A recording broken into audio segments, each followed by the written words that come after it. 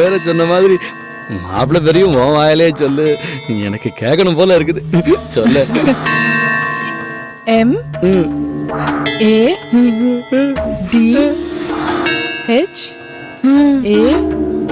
MADHAN Madan.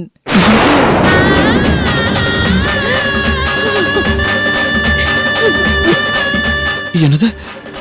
அதான் சொன்னேனே மாமா, மதன்.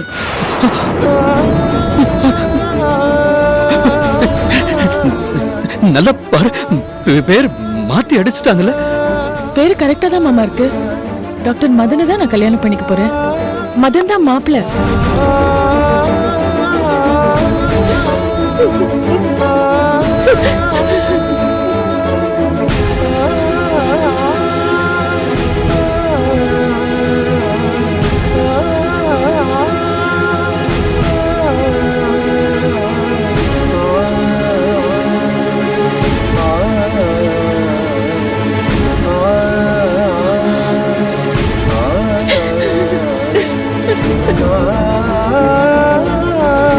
மாமா, என்ன அந்த பக்கம் திரும்பிட்டீங்க?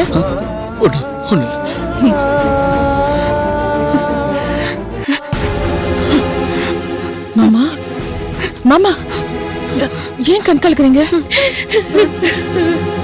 சொல்லுங்க மாமா, என்னாச்சு?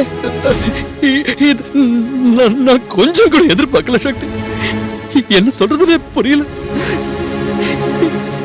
ஆத்தா இருந்தா எப்படி இருக்கணும்னு நினைச்சு பார்த்தேன். மாப்பிள்ளையோட பேரை கேட்டது தாங்க முடியல. சந்தோஷத்துல கண்ணீரே வந்துருச்சு. ஏன் மாமா, டாக்டர் தான் மாப்பிள்ளைன்னு உங்களுக்கு தெரிஞ்ச விஷயம் தானே? படிச்சு பார்த்ததும் அப்படி என்ன பெரிய சந்தோஷம்? என்ன தெரியல சக்தி. பத்திரிக்கை ரொம்ப பாதிச்சிருச்சு. மாப்பிள்ள பேரை ரொம்ப பெருசா அழகா போட்டிருக்காங்க. அது எனக்கு ரொம்ப சந்தோஷமா இருக்கு. மாமா, நீங்க ரொம்ப சென்சிட்டிவ் பர்சனா இருக்கீங்க. புரியல சக்தி. சந்தோஷமா இருந்தாலும் துக்கமா இருந்தாலும் ரொம்ப உணர்ச்சி வசப்படுறீங்களே மாமா. என் கல்யாணத்துக்கு பெரிய அத்தை தான் இல்லாம போயிட்டாங்க. ஆனா நீங்க இருக்கீங்களே, எனக்கு அது போதும் மாமா. உங்க ஆசீர்வாதம் தான் எனக்கு முக்கியம். இந்த கல்யாணத்தை நீங்க தான் முன்னாடி நின்னு நடத்தணும், நடத்தி வைக்கணும். சரி சக்தி, நானு முன்னாடி நின்னு நடத்தி வைக்கிறேன்.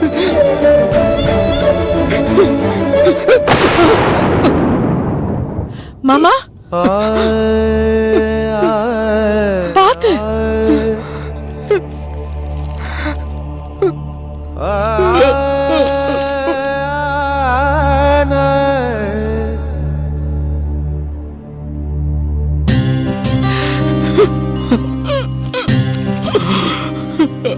அத்தா, எல்லாம் போச்சாத்தா. ஈரேழு சொந்தம் இருந்தாலும் கூட ஒரு தாய்க்கு ஈடு என கிடையாது. ஒரு தாய்க்கு ஈடு என கிடையாது.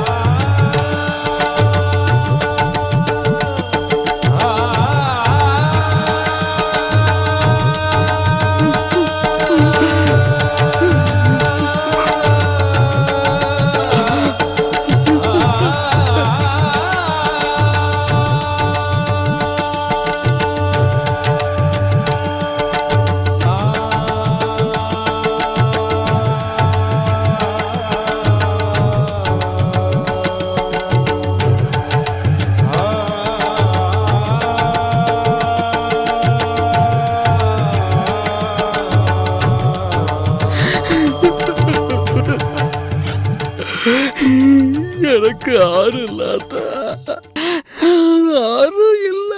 ஒரு வார்த்தை சொல்லாம எங்க போற தாயே நடமாடும் தெய்வமாக மண்ணில் பிறந்தாயே ஒரு வார்த்தை சொல்லாம எங்க போற தாயே நடமாடும் தெய்வமாக மண்ணில் பிறந்தாயே உன்னை விட்டா இங்கு எனக்கு வேறு யாரு பெத்த புள்ள கேட்கும் கேள்விக்கு பதில கூறு ஒரு வார்த்தை சொல்லாம எங்க போற தாயே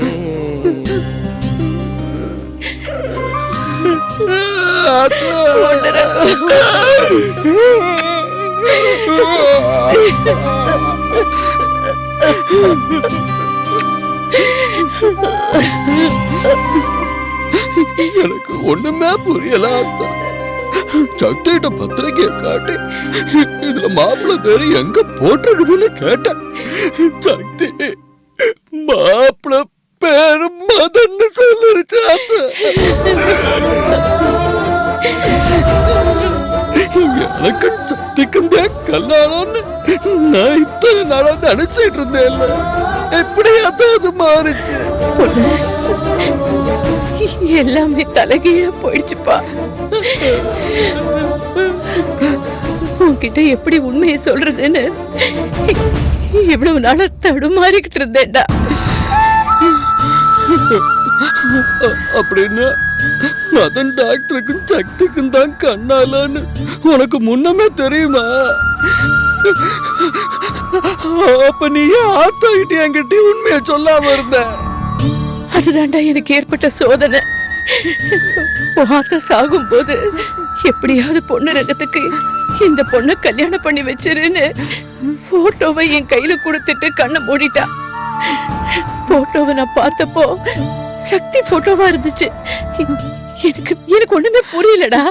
நீ தானே சக்தி போட்டோவை ஆத்தாகிட்ட கொடுத்த. அங்கதான்ப்பா தப்பு நடந்திருக்கு. நான் அக்காவை பார்க்க வரும்போது அருக்காணி போட்டோவை தான் எடுத்து வச்சேன். அப்படியா? அப்ப எப்படி மாறுச்சு? விதின்னு சொல்றத தவிர வேற வார்த்தை எனக்கு தெரியலடா. ஜெயாத்தா, என் ஆத்தா கிட்டதான் உன்னால உண்மையை சொல்ல முடியல. எங்கிட்டயாவது அதுக்கு பிறகு உண்மையை சொல்லிருக்கலாம்ல. சக்தி தான் உன் மனைவின்னு நீயும் மனசுல ஆசையை வளர்த்துட்ட. அக்காவும் என்கிட்ட சத்தியம் வாங்கிட்டா. எப்படியாவது என் வீட்டுக்கார்கிட்ட, அதான் உன் சித்தப்பா கிட்ட இந்த விஷயத்த சொல்லி உனக்கும் சக்திக்கும் கல்யாணம் பண்ணி வச்சிடலான்னு நானும் ஒவ்வொரு நாளும் முயற்சி பண்ணேன். ஆனா நான் சொல்ல வரும்போதெல்லாம் உன் சித்தப்பா அந்த மதன் சக்தி கல்யாணத்தை பத்தியே பேசி பேசி என்ன சொல்ல விடாம பண்ணிட்டாருடா. சரி, உன்கிட்டயாவது உண்மையை சொல்லிடலான்னு நினைச்சா நீ சக்தி பேரு நெஞ்சில பச்சை குத்தி கல்யாண கனவோட இருந்த.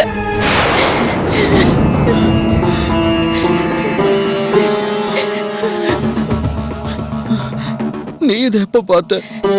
அக்கா போன் பண்ணி பேசும்போது இந்த விஷயத்த சொன்னப்பா. அது மட்டும் இல்ல, நீ தூங்கும் போது நான் பார்த்தேன்ப்பா. அதனாலதான் எதுவுமே என்னால சொல்ல முடியல. கடைசியில கல்யாண பத்திரிக்கை மூலமா உனக்கு தெரிஞ்சு போச்சு. பொன்னுரங்கம், என் மேல தப்பு இருந்தா மன்னிச்சிடுப்பா. அத்தா, அப்படிலாம் சொல்லாத அத்தா. நீ பாவம். என் ஆத்தாவுக்காகவும் எனக்காகவும் ரொம்ப மன கஷ்டத்தை அனுபவிச்சிருக்க. சின்னதான் சக்தியை கட்டிக்கிற எனக்கு குடும்பம் இல்லைன்னு நினைச்சுக்கிறேன். நான் பொண்ணு பார்த்தா அந்த பொண்ணுக்கு வேற ஒரு மாப்பிள்ளை தான் அமையும்னு என் சாதகத்துல இருக்குல்ல. சக்தி விஷயத்துல அதுதான் நடந்திருக்குதுன்னு நினைச்சிட்டு போறாத்த.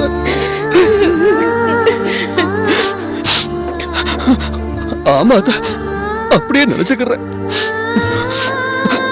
ஆனா எனக்கு ஒரே ஒரு உதவி செய்வியா? சொல்லுப்பா, என்னப்பா செய்யணும்? எதுவா இருந்தாலும் செய்ய நான் காத்துக்கிட்டு இருக்கேன். சொல்லுப்பா. இந்த உண்மை சக்திக்கு தெரியக்கூடாதா? நான் சக்திய உயிருக்கு உயிரா நேசிச்ச விஷயத்த நீ சக்திகிட்ட சொல்லக்கூடாதா? ஆமா அத்தா, சொல்லவே கூடாது. நானும் சொல்ல மாட்டேன். ஏன்னா இது சக்திக்கு தெரிஞ்சா தேவையில்லாம அது மனசு கஷ்டப்படும்.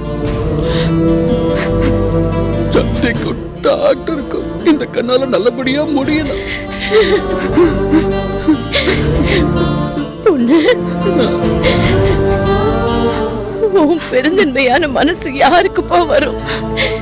எங்க எல்லாரையும் விட நீ ரொம்ப உயரத்துல இருக்கடா.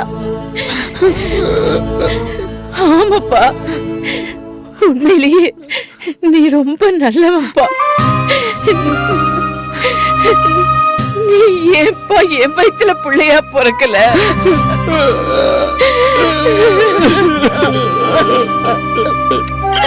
ஏன்பா பிள்ளையா பிறக்கல?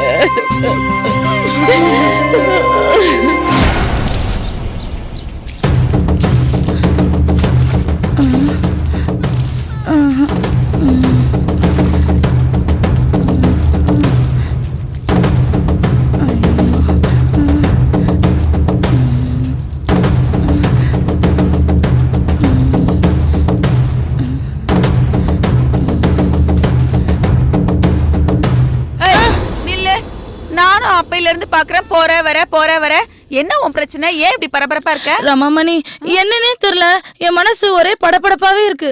எதுக்கு இப்போ உனக்கு படபடப்பு?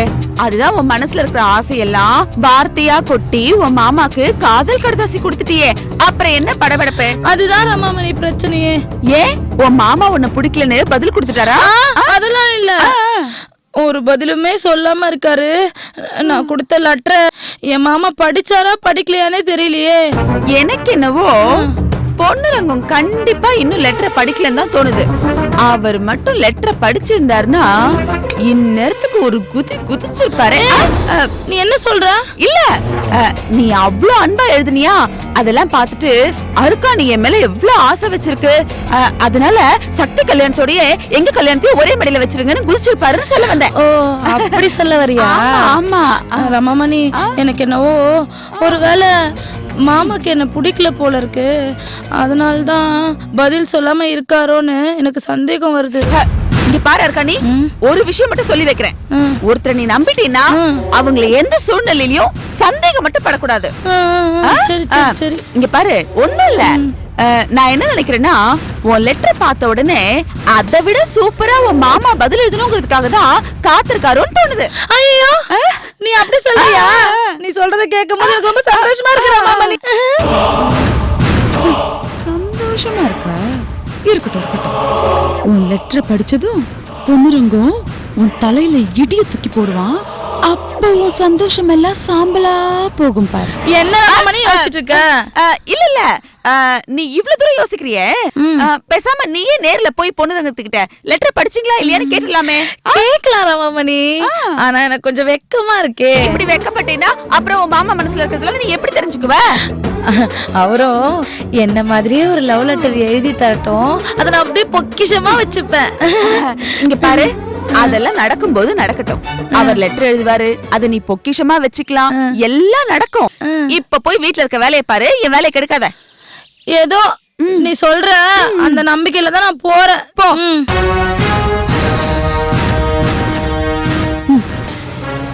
கருவாச்சிக்கு காதல் ஒரு கேடு. இவ எழுதினது கருவாச்சி காவியம், அதுக்கு பதில் வரலன்னு படபடப்பா நடக்கிறா. ஆசைய பாரு.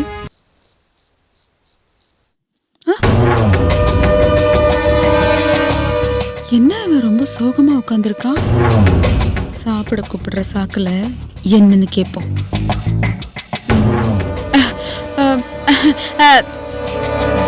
தம்பி, என்னாச்சு? ஏன் இவ்வளவு சோகமா இருக்கீங்க? அழறீங்களா? இங்க பாருங்க, எந்த பிரச்சனையா இருந்தாலும் என்கிட்ட சொல்லுங்க, நான் உங்க அக்கா மாதிரி தானே. ஒண்ணும் இல்ல. திடீர்னு ஆத்தா ஞாபகம் வந்துருது. அதான் எனக்கு கூட உங்க அம்மா ஞாபகம் தான். அவங்க மட்டும் இப்ப இருந்திருந்தா எப்படி இருந்திருக்கும்? என்ன பண்றது தம்பி? இங்க பாருங்க, வாழ்க்கையில சில நேரங்கள்ல நம்ம நினைக்கிறது மட்டும் இல்ல, நம்ம நினைக்காதது கூட நடக்கும். எல்லாத்தையும் பார்த்து தானே ஆகணும். இன்னும் நீங்க பார்க்க வேண்டியது எவ்வளவோ இருக்கு. இங்க பாருங்க, சும்மா அம்மாவை நினைச்சு கவலைப்படாம சாப்பிட போலாம் வாங்க. எனக்கு சாப்பாடு வேணாம். ஏன்? பசிக்கல. இங்க பாருங்க தம்பி, கவலை ஒரு பக்கம் இருந்தாலும் வயித்த பட்டினி போடக்கூடாது. வாங்க சாப்பிடலாம். இல்ல ரமாமணி, எனக்கு பசிக்கல. பசிக்காம என்னால சாப்பிட முடியாது. சின்னத்தா சக்தி 2 பேரும் சாப்பிட்டாங்களா? இன்னும் இல்லையே. முதல்ல அவங்க 2 பேரும் சாப்பிடட்டும். முதல்ல போய் சாப்பிட அவங்கள கூப்பிடுங்க. உங்களை சாப்பிட கூப்பிட்டுட்டு அவங்க 2 பேரையும் கூப்பிடலாம் தான் வந்தேன். இப்ப நீங்க சாப்பிடலன்னு அவங்களுக்கு தெரிஞ்சதுன்னா சங்கடப்பட மாட்டாங்களா? சரி, நான் முதல்ல போய் அவங்க 2 பேரையும் சாப்பிடுறதுக்கு கூப்பிடுறேன். சக்தி இப்ப கூப்பிட வேணாம். முதல்ல அந்த அம்மா என்ன பண்ணுதுன்னு பாப்போம்.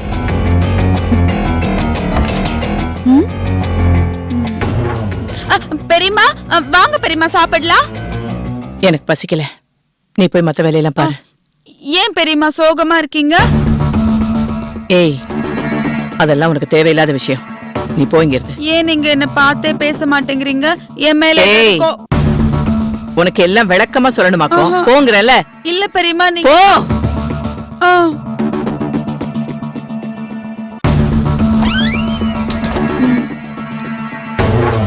ஏன் இந்த பெரியம்மா எரிஞ்செரிஞ்சு விழுறாங்க?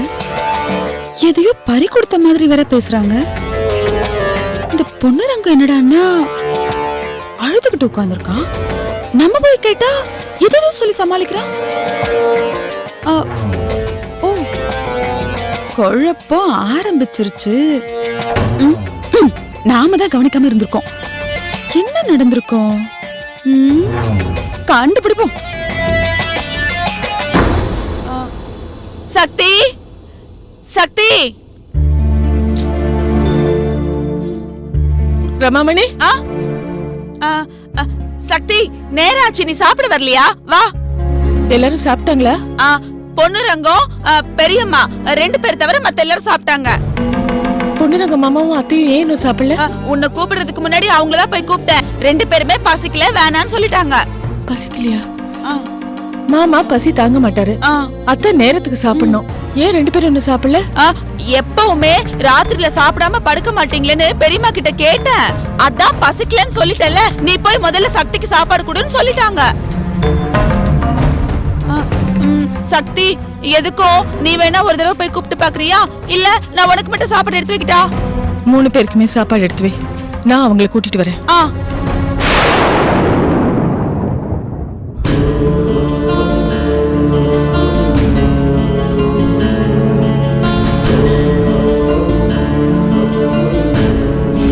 பேரு கரெக்டா தான் மாமா இருக்கு. டாக்டர் மதனை தான் நான் கல்யாணம் பண்ணிக்க போறேன். மதன் தான் மாப்பிள்ள.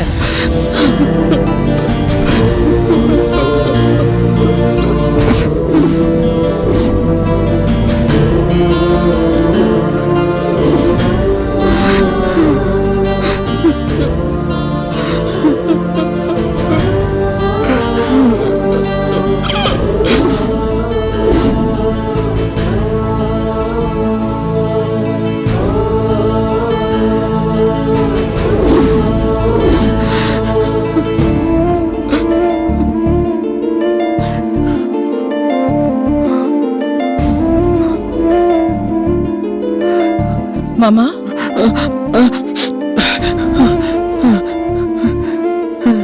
என்னாச்சு மாமா? உடம்புக்கு ஏதாவது சரியில்லையா? இல்ல, நான் நல்லதா இருக்கேன். அப்ப ரமாமணி சாப்பிட்ட கூப்பிட்டப்போ ஏன் வரமாட்டேன்னு சொன்னீங்க? என்னமோ தெரியல சக்தி, எனக்கு பசிக்கல. மாமா, நீங்க நல்லா சமைப்பீங்கன்னு மட்டும் இல்ல, நல்லா சாப்பிடுவீங்கன்னு எனக்கு தெரியும். இத்தனை நாளா உங்களை பார்த்ததுல நீங்க பசி தாங்கவே மாட்டீங்கன்னு எனக்கு தெரியும். இத பாருங்க மாமா, எதுவா இருந்தாலும் வெளிப்படையா பேசணும். அப்படி இருந்தாதான் எனக்கு பிடிக்கும். சொல்லுங்க மாமா, உங்களுக்கு இப்ப என்ன பிரச்சனை? எனக்கு ஒன்றும் பிரச்சனை இல்லை சக்தி. நான் நல்லா தான் இருக்கிறேன். என்னவோ பசிக்கல. இந்த வீட்ல இருக்கிறவங்க எல்லாரும் சாப்பிட்டாச்சு. நீங்களும் சாப்பிடல, அத்தையும் சாப்பிடல. இன்னைக்கு உங்க 2 பேருக்கும் என்ன ஆச்சுன்னு எனக்கு தெரியல. ஆனா உங்க மனசுல என்னமோ பெரிய கவலை இருக்குன்றது மட்டும் உங்க முகத்துல நல்லாவே தெரியுது. ஆ, எனக்கு என்ன பெரிய கவலை இருக்க போகுது?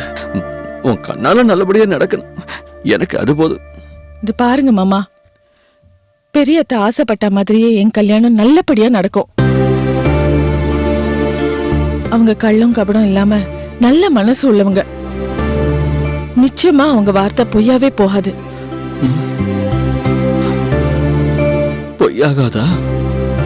அப்போ என் ஆத்தா ஆசைப்பட்டது நடக்குமா சக்தி? இதுல என்ன சந்தேகம் உங்களுக்கு? நான் தான் சொல்றேன்ல, கண்டிப்பா நடக்கும் மாமா. அப்ப சரி சக்தி. பெரியத்த இல்லைனாலும் நீங்க இருக்கீங்க. அவங்க இடத்துல இருந்து நீங்க என் கல்யாணத்தை நடத்தி வைங்க. பெரியத்த எனக்கு கொடுத்த பட்டு புடவையை கட்டிக்கிட்டு தான் நான் மனமேடையிலேயே உட்காருவேன்.